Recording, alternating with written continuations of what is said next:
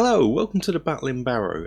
This is going to be the start of a mini-series looking at some of the Dungeons and Dragons sort of box set start sets that have been released over the years.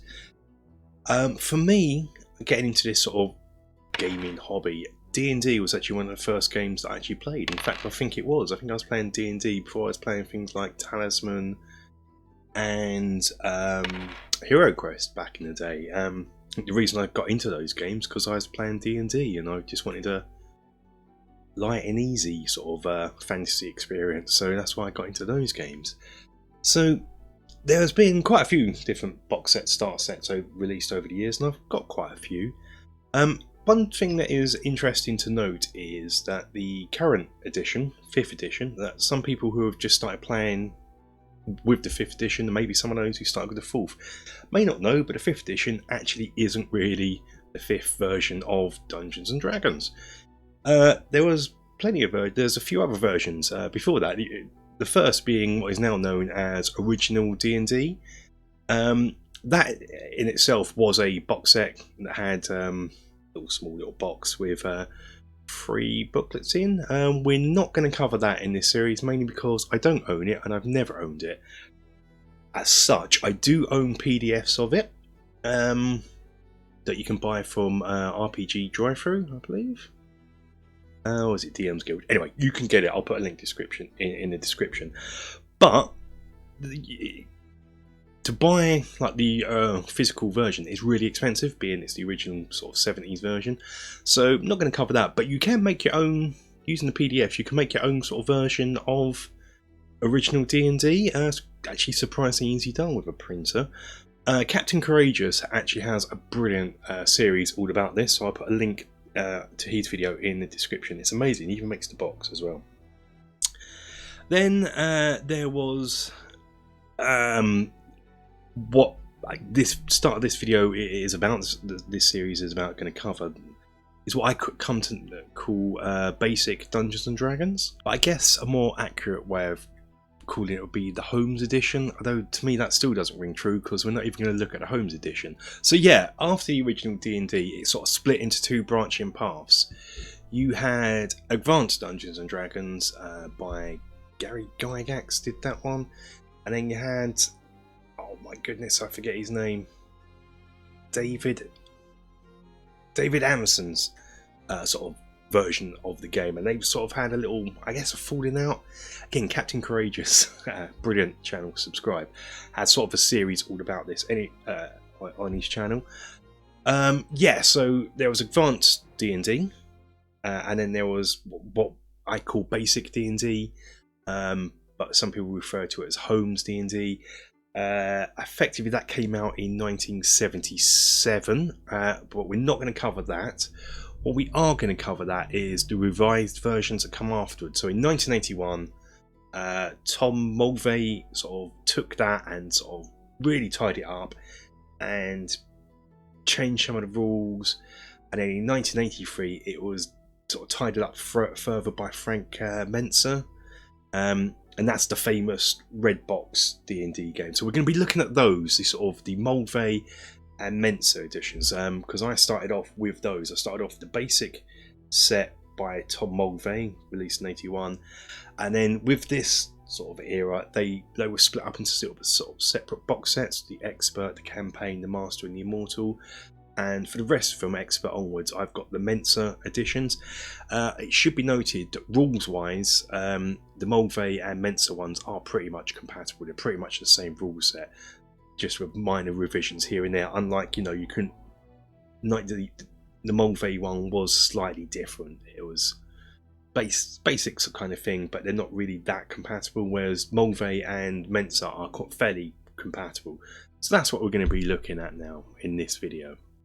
And the type of thing I want to look at across the series is just how do the rule sets compare. I'm going to look at some sort of key rules, such as creating a character if it's available in the box set, because that's always a good sign of a good box set, in my opinion. A good starter set is actually having the character creation in there, albeit some basic classes, but having character creation.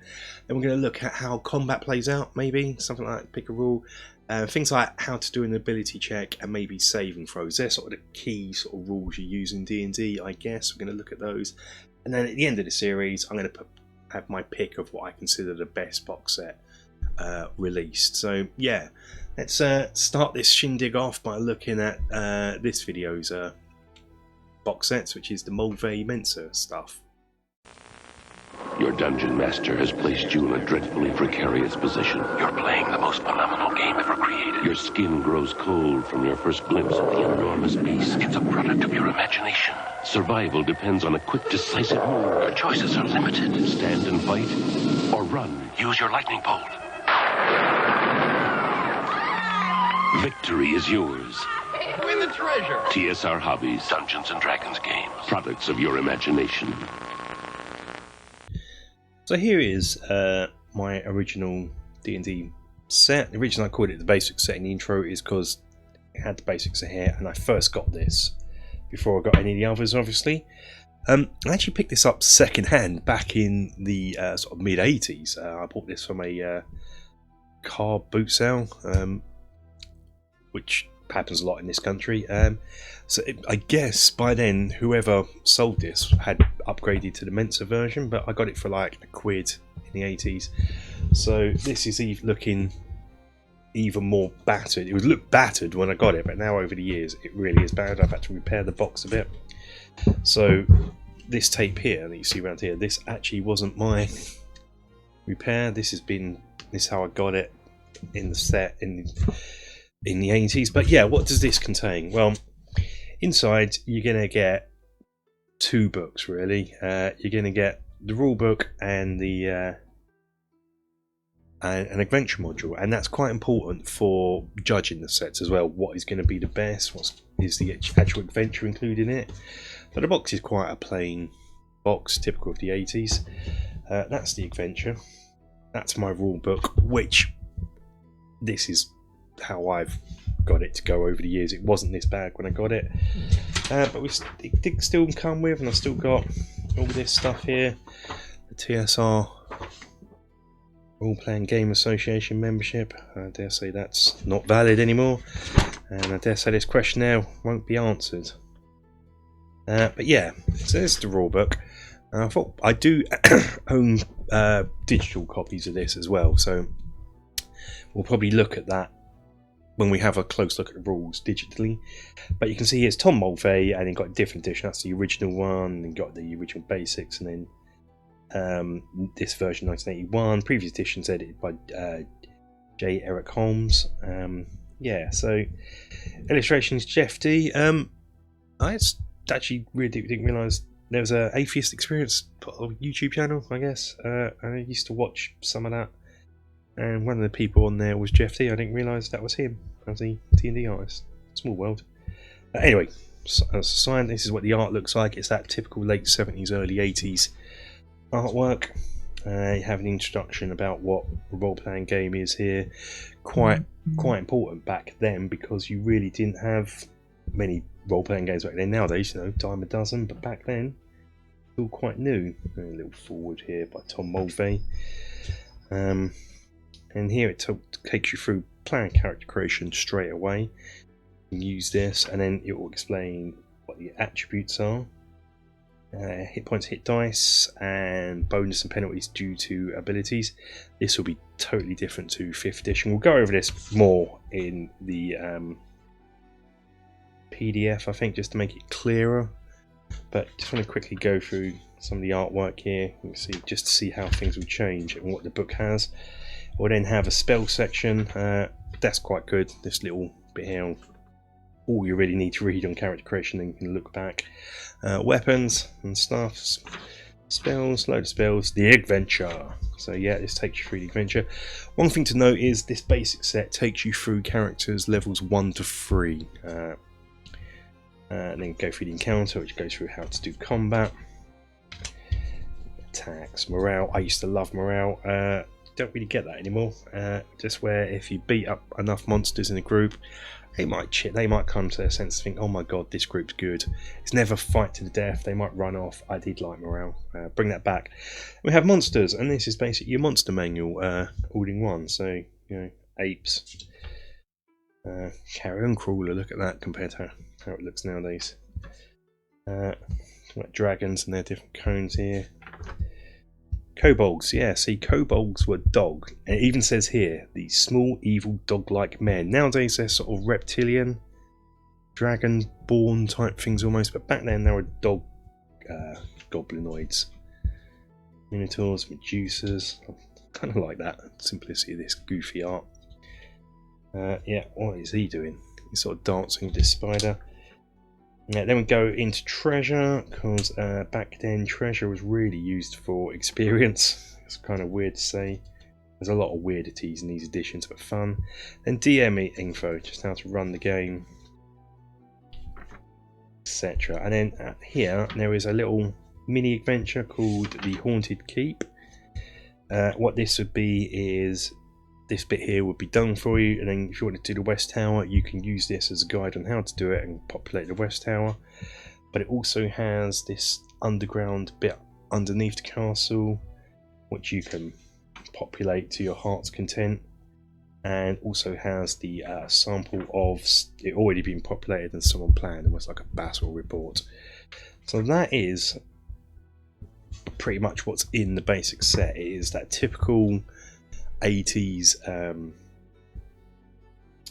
layout, very minor artwork, very text heavy. I do kind of like that. And then we have the adventure in it, which is considered a classic, which is the Keep on the Borderlands by Gary Gygax. You have the map here, and I forget why it's blue. Someone did tell me once. I think it's so you can photocopy it and the blue doesn't show up, or something like that. I forget. Someone put it in the comments, could probably let me know why they're blue, but it is something to do with you can photocopy it. Back in the day, red and blue didn't show up on the photocopier, so you could hide bits from it, and so you can produce your own player handout of the map. I think, yeah, again, this is very text heavy and very unpopulated. This wants you to populate it. I've actually never played this. I keep meaning to, keep reading through and thinking, yeah, I'm going to play it. The amount of times I've read through this. So here we have the actual town, is the keep even, and then from the keep you basically a mini sandbox. You're in the keep, and then you have adventures outside the keep, all leading up to the Caves of Chaos.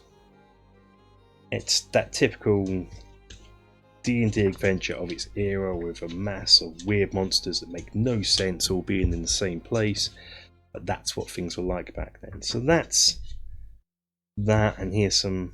I'm sure I am actually, I've got to say, I'm sure I'm missing, and someone can notice, my memory might be a bit fuzzy, but I'm sure in the centre pages here there was 14-15, the page line, but I'm sure there was a map of the actual, of something, the map of the keep, I think. You know, it says no map of the keep. I'm sure I'm missing the map of the keep.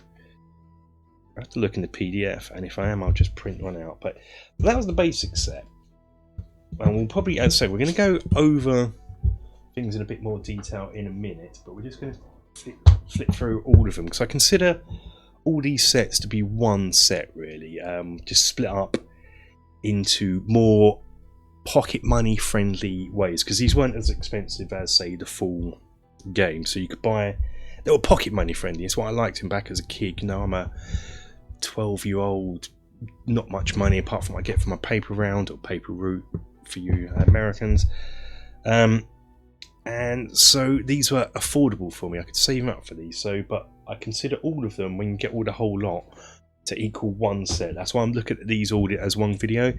By the time I got the expert rules, the Mentzer versions were well and truly underway. I didn't go back and buy the famous red box because of money, really.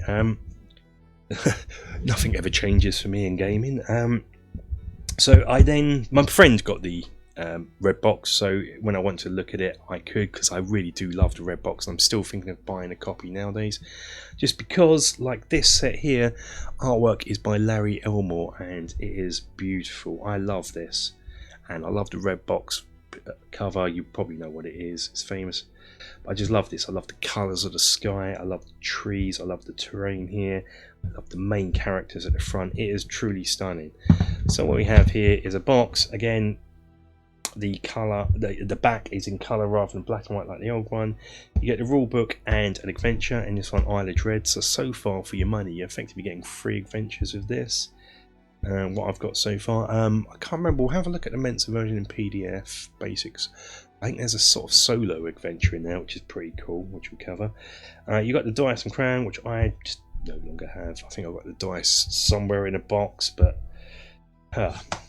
so inside here, just plain cover again, nothing in there. So we have the rule book, adventure sheet, and again some stuff that I don't think if I fill in I'll get a reply back. So what this did is this would take your characters from level 4 to something. You'd think I'd be prepared, and I cannot remember now. Oh my goodness, what is it? It's going to take them from up to 14. Yeah, so you levels 1 to 3 obviously in the first set, and this will take your characters up to level 14. It probably says on the box somewhere. It doesn't, not that I can see. Anyway, it takes your characters beyond the other one, so it's a continuation. It doesn't teach you how to play the game. You will need the basic set for this. As I said, this is one set split up into easily to afford smaller chunks. So this will explain what the game is again, just quickly going over. What this set does is, whereas the basic set was really dungeon crawly, this gets you out into the wilderness, which is brilliant. So again, what the first thing it's going to do is it's going to increase your characters. So the first bit's all about all the new things your characters can do, new spells, new abilities. You'll notice it says character class is human, and you'll see something in a minute. Probably noticed this first time. I had dwarves, yeah, character class and demi-humans, that's half.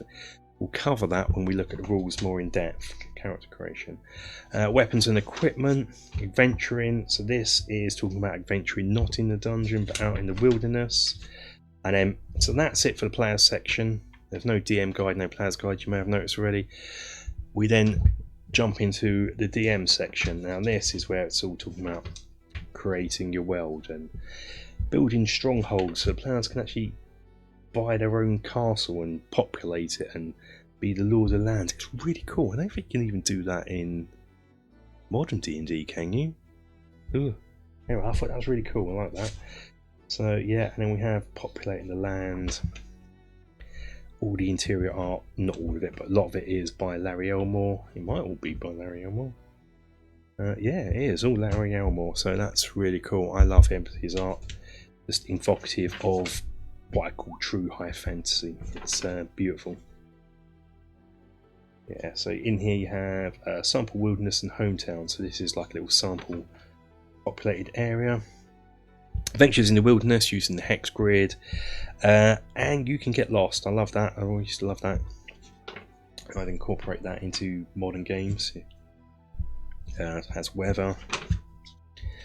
Then we go back into the monster section. So these are going to be slightly tougher monsters your characters can face off against, as well as some small, simple ones. The ticks instantly you see here are what I used to do. Do I need pencil? Could rub it up, but I want to leave it for prosperity. Were the models I had as a kid. So if I could use that monster and a miniature. Yeah, so that's what that is.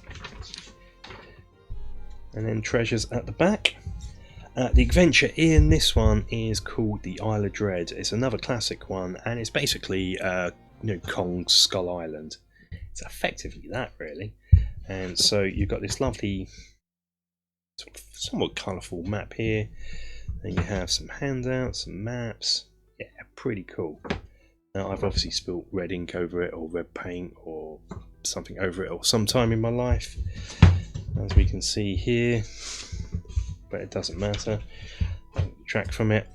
When I'm going to be talking about the adventure, I'm probably going to be talking more about Keep on the Borderlands than this, but this is a pretty cool little tropical Jungle Adventure. You should note there is no staples in this. I don't think there ever was staples in it either. That's interesting. Don't remember that. Oh, there were staples. They've just non-existent now for some reason. Ho hum. Was it so I could get this map out? Get the maps out? Probably. As someone who loves maps and cartography. Probably did that as a kid. Don't remember. Yeah. So this, well, as you can see, it's again very text-heavy. Text-heavy adventure. It has some new monsters in here that aren't in there. These are all going to be somewhat related to the island, dinosaur based.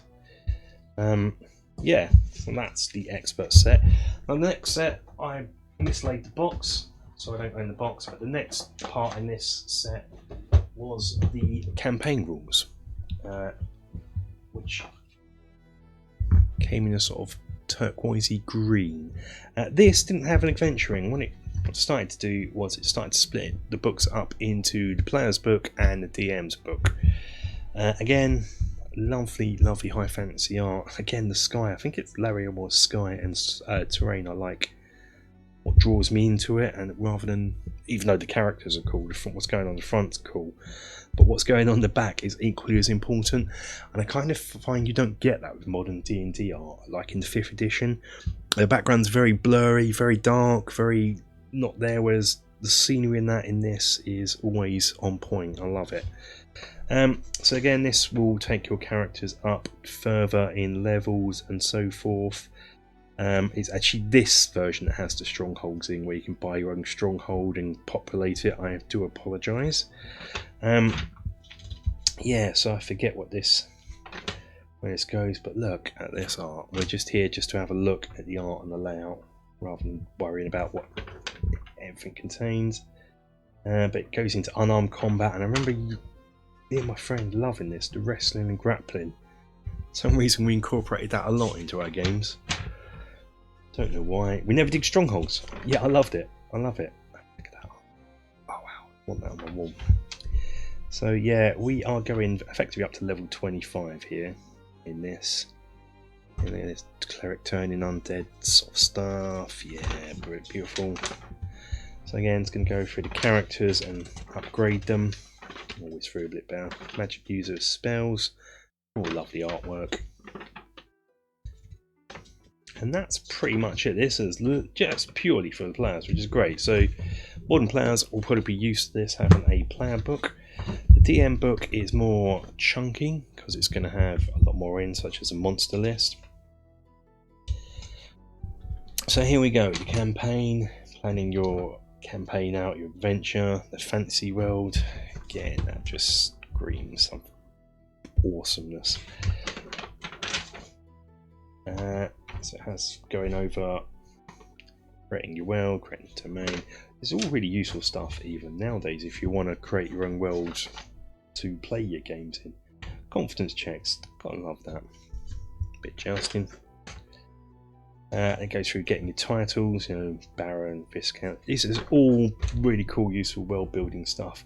And it's mass combat in D&D, so we're getting into almost wargaming in D&D, which is weird because D&D started off as chainmail wargame rules, and it started off having rules for independent characters, and then we go back into mass combat into the game. One of the reasons why I wasn't going to cover the original basic version is because it refers a lot to the original D&D, sorry, because it refers a lot to chainmail. It's almost like an expansion to chainmail rather than a game onto itself. If you don't own chainmail, you're probably not going to get the most out of it. Yeah, so it's got war machines. We're getting quite heavy in this. The multiverse, yay! So this is quite common to D&D, just all different worlds that are connected by the fact they're D&D. Pretty cool. Hit roll charts here, lots of charts, procedures, and then we got into the monster, which the meat of it is the monster manual. Finally getting beholders appearing in it. Dragon turtles, kind of loved. Dragons themselves. Different undeads. And we're going very other planes monsters. And we're starting to lose the demons in this by now. This was after the American D&D debacle, which didn't really happen over this country. So as I said, playing this in the 80s, as a young kid, no problem. Parents encouraged it. My school encouraged it because it was using your imagination. It was reading. There's some maths involved. It was very educational. So we have these. And treasure. And we had adventures. The Golden Dagger. These are more mini adventures, like almost nuggets of ideas for you. You can't just play this and you've got an adventure. But ho hum. So that was the companion edition, and the final edition I've got, there is another one after this called the Immortal Rules, which I don't have, never owned it, but this is the Master Rules. So again, set 4. This just has 2 books in, again, Player's book and the DM's book, Master DM's book, so Master Dungeon Master's book, brilliant, Master Player's book. So little preference here about preface here about just different things. Quite an interesting read in these books, if you're into the history of D&D, and this is going to take your characters right up to level 36. Is where we're going with this. So the Player's book is just more spells, more abilities, more charts for you to look at. Effectively, nowadays, you just get this all in one in the Player's Handbook, and I guess you did back then in the AD&D Handbook, but you know, who could afford that? I could afford to buy this, saving up my pocket money and my paper round money, I can buy it. And then we're on to siege equipment. Look at that, that's amazing. I don't think this even exists nowadays. Oh, the Belfry. Recently made one of those on the channel. See a terrain guide for that.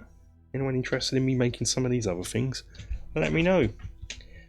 The siege machine, so yeah, pretty much, I wouldn't call it light, but that's pretty much all there is, and that's all you need as well. You're not buying this to have a whole new game, you're buying it to continue your experience. This is the known world, I'll hold it like that. Is this called Mystera?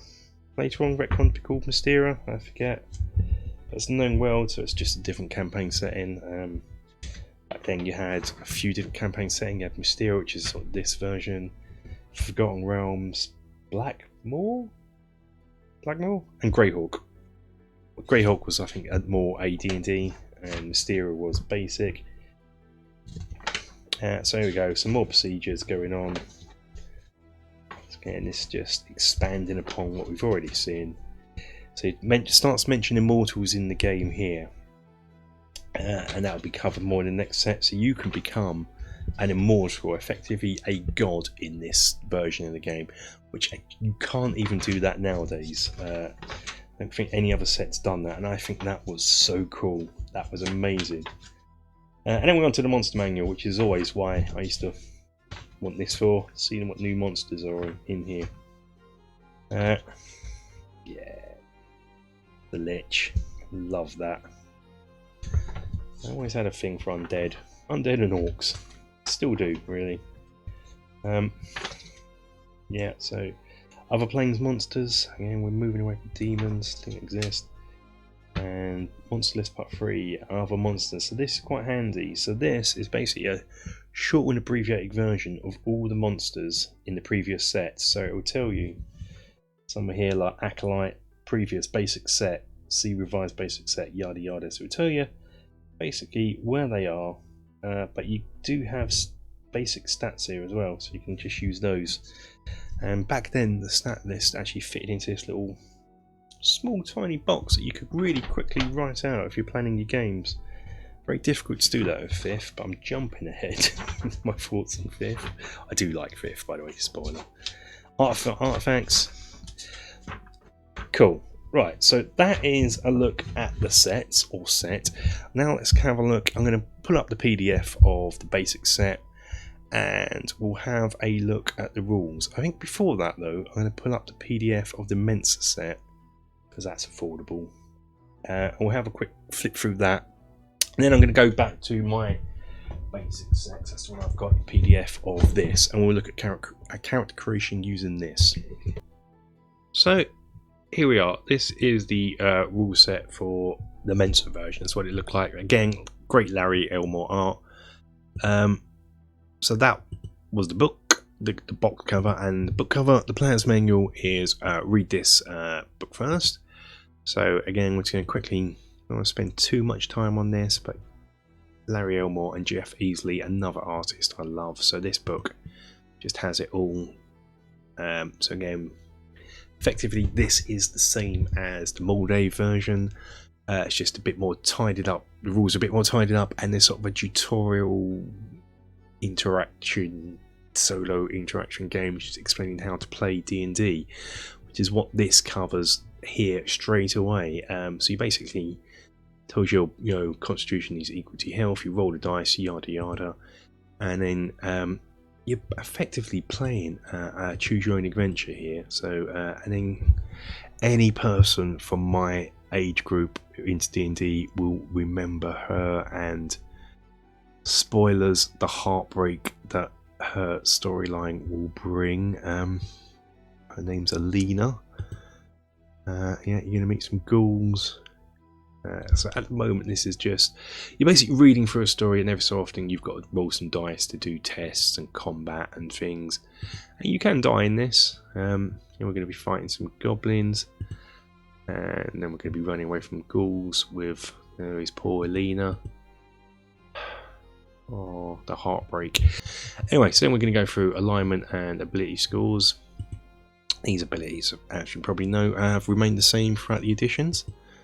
Then we go through magic items, experience, town business, what to do in town again. So we're going through this sort of story where you are going to carry on playing as you're learning. It goes through combat, mapping, and then the solo adventure here. It's choose your own adventure, so that's pretty cool. Skim through this because it was pretty cool, pretty cool. I like it. And then we're going to go through the character classes here. So we have clerics. One thing I'm going to point out here, rather than when we look at the rule, is character classes. Dwarf and elf were character classes back then. So you have clerics, fighters, thieves, elves, halflings, and dwarfs. Yeah, interesting. That's what your sheet would look like. Your stats would look like. Way simpler than modern sheets. Everyone sort of had the same saving throws. I believe we'll cover that when we look at the rules. And there's some grids to do your charting stuff out. Sample characters here. And then just some combat abilities and spells. Skim through a lot of this, because a lot of this is pretty much the same as the other book. But it's just presented way better with this lovely art. Here, and then going through the group stuff, brilliant, always good. This was in my mind a better edition than the Moldvay version, the Mentzer one. So if you're going to try and track down the Mentzer one, get the nice artwork. DM book next. So then you have some mapping keys. My cat is meowing in the background. My other cat, who's normally doesn't come onto camera, but he's just meowing. Anyway, first game, just like the player, you have a sort of choose your own adventure type situation. Well, I guess it's not choose your own adventure, it's more like the adventure for the game, but done in a very basic way. And I kind of used this to create my games in the early way, where I'd have the block out text, I'd have the options, and where I want the players to go. So if they examine the full blocks, I'd have go to a passage 6. You don't really do that nowadays, I don't think. So it's just going through the dungeon here, and that's what it looked like. Goes through the rules and different things, the world building. Again, fairly standard for what we've seen before, and then the monsters, which are cool. So you've seen that in the last one, that art's the same, so just showing that the rules are the same.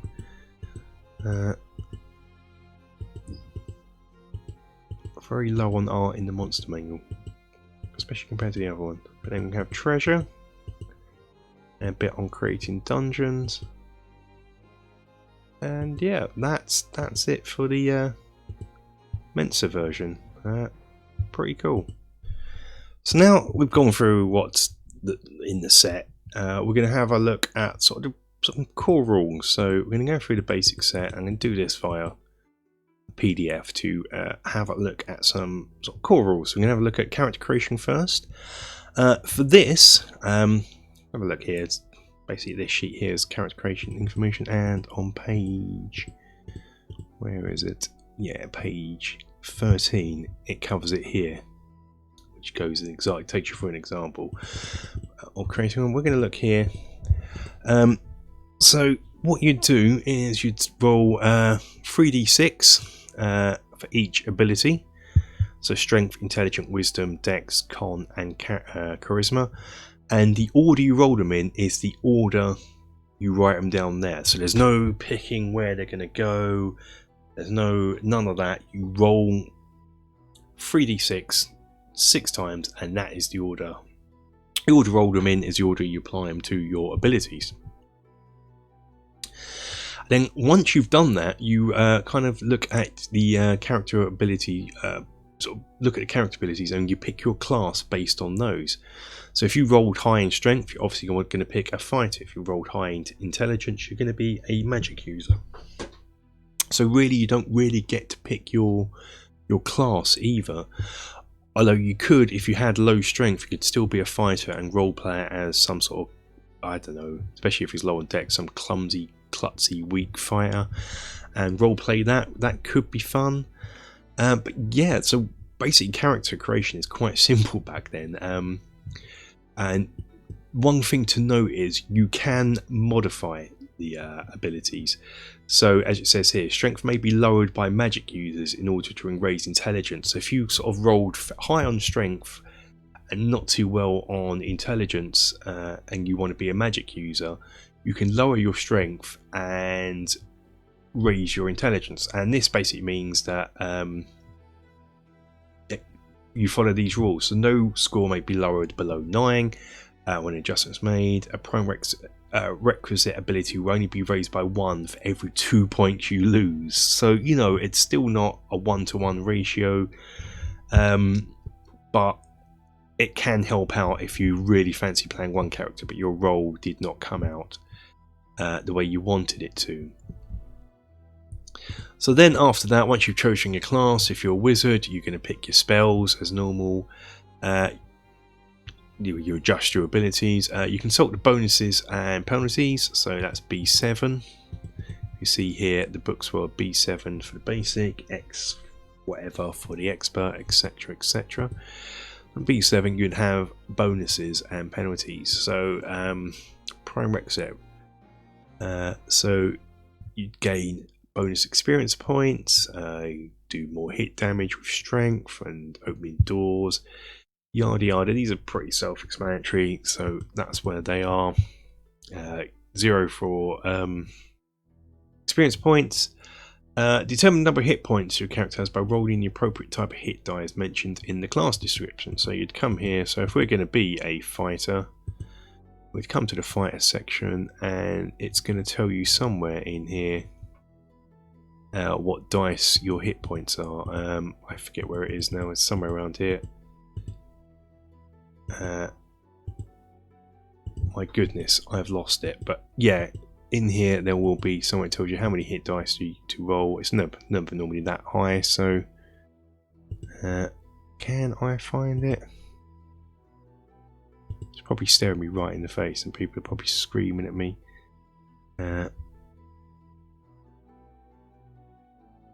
Anyway, so you roll your hit dice like so. That's going to be your gold. Buy your equipment. So you roll for your gold, buy your equipment, and you adjust your armor class.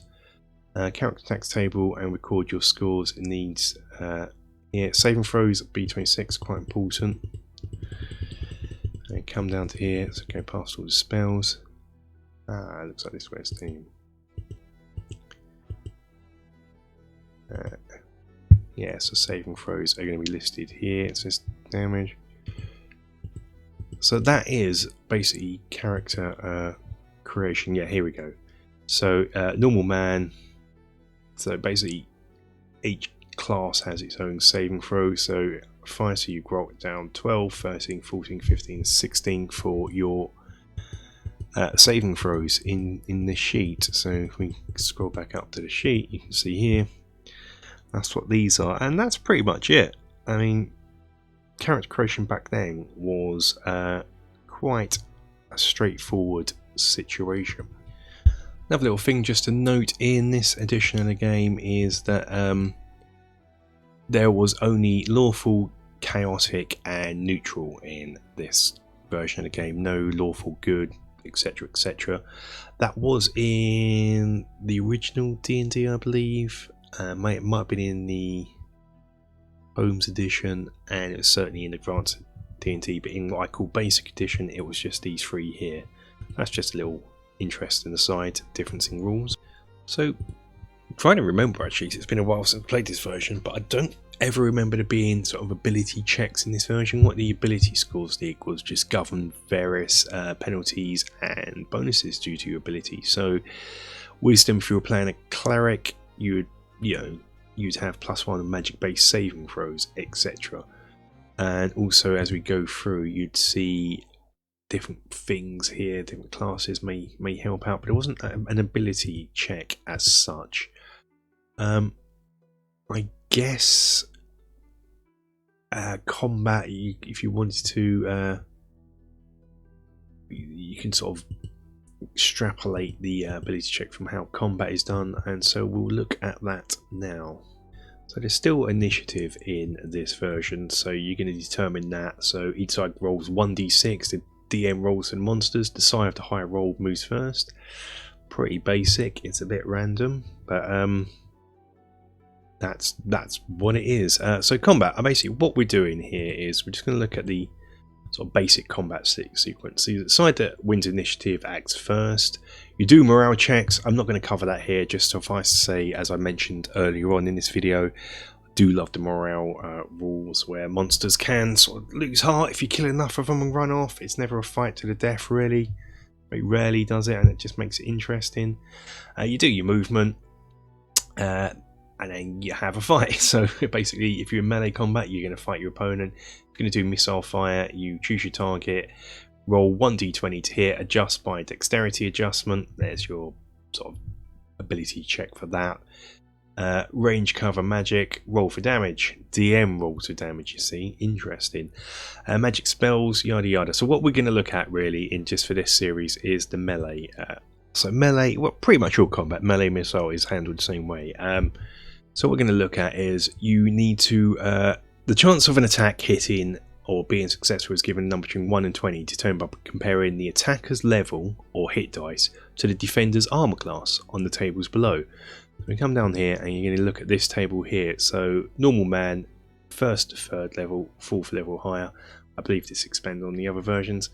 That's the armor class. So this is going to give you the number you need to roll to succeed. Pretty simple. So normal man, that's going to be peasant, but our characters are this. If we go back up here, it will yada yada. Roll 1d20. If the result is equal to or greater than the number indicated in the chart, you have been successful. 20 is always a hit and 1 is always a miss. No critical, no fumbles or anything like that. They're just always a hit, no matter what adjustments you get. Adjustments to roll. Both missile fire and melee combat use attack tables. Missile fire may call when your opponent's more than one. Melee combat attacks if 5 inches away. In melee combat, the score needed to hit may be adjusted by strength, magical weapons, and on occasion and other things on special occasions. So this is where your strength sort of ability comes into it. So it's not an ability check, but your modifier that we looked at earlier on will adjust that number. So say we had a strength of 15, so we're going to go back to this table here. Yeah, strength 15, I get +1 to hit damage. So then I roll my dice, look at this table back here, and so I'm a 1st level and I'm attacking someone, say, with armor class 5. So I need a 14. I roll the dice, I get a 13, but I got +1 to for my strength bonus, so I'd actually hit him. And then we do damage. The DM must determine how much damage the attacker's done. So the players never roll with their own damage, which is something I never liked. So even back then, I'd let players roll with their own damage. It just seems better, which is something modern versions of D&D do. If you hit, you roll your own damage. Back then, the DM rolled for damage. Damage is listed in order of attack, for example, cave bear, 3 attacks, yada yada. Amount of damage. All weapons by characters PC or NPC do 1 to 6 points of damage. Yeah, that was... So it didn't matter what weapon you used, you're just rolling 1d6. But there is a variable weapon damage system that is used, and heck yeah, we use that because, you know, 1d6 is a bit boring. So you'll find somewhere in here there is a chart for weapons, and it will tell you what dice to use for that weapon. Here we go. Yeah, here we go. Weapon type. So if you were attacking with a mace, you do 1d6. Short sword 1d6. But if you were attacking with a war battle axe, you do 1d8, or a long sword 1d8. So instantly we use the variable weapon stuff rather than just 1d6, because that is very boring. Yeah, so once you roll damage, to subtract the number of points caused by a successful attack by the number of hit points left. Yeah, and that is combat. It is very straightforward, very simple, but very cool. Missile fire is of course adjusted by dexterity, a bit like strength. The strength roll, you look up in tables above, and that will tell you what your bonus would be.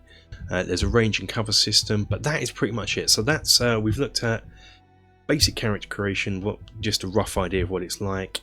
There's no ability scores as such. We've looked at saving throws, which you can see on the screen right now. Again, there's a little reminder of what you got to roll, and that's just 1d20 again. And we've looked at basic combat. So that's it for this edition, or multiple editions if you like. I don't know if that's cheating, having all those box sets, but I do consider these as one edition of the game, one box set of the game. The adventure in it we're going to focus on is Keep on the Borderlands. There's better videos than what I can cover here, so if you're interested in what that adventure is like, have a look at some other videos. Again, I can recommend Captain Courageous videos on this era of D&D if you're interested in this era of D&D. Go and subscribe to his channel, it's brilliant. It's a good adventure. Just to sum up, Keeping the Borderlands from my point of view for this series, it's a good adventure, but you're not going to run it straight out of the box. There is a lot of work you need to do, which I guess is good because it's teaching you how to be a DM, but there are times when you kind of just want to run something out of the box. You've got this game, your mates are creative characters, like, let's play an adventure. You're like, oh, well, I can't, give me a week while I prepare. So for me, as a starter set, it kind of loses a bit, even though the adventure is a classic. As a starter set is what I'm basing the series on. It kind of doesn't do it as much for me as what I thought as it should, because of that fact. You can't just pick it up and play, you have to prepare. It's good for teaching you as a DM from that point of view, but I wish there might have been a little smaller. The Haunted Keep in the Moldvay version gets you going for a bit, but again, there's prep work in that. So when it comes to the actual included adventure, it should have just been straight off the bat, because you've already learned how to do prep work in that mini adventure. It's a tough one. It's a tough one because it is a good classic, rightly so, module, but it's not good if you're new to the game and you just want to hit the ground running. Yeah, so that's it for this part one of this series. Next, we're going to be moving on to AD&D and the second edition. So I hope to see you then. Hope you've enjoyed this. Please like and comment and all that jazz. I don't know what YouTubers have to tell users. So surely if you like something, you're going to hit the like button. If you want to talk about it, you're going to leave a comment. You don't need me to tell you that. You're intelligent people. You know what to do. Until the next video, guys. Take care. Ooh, I don't know why I did. Ooh. Bye.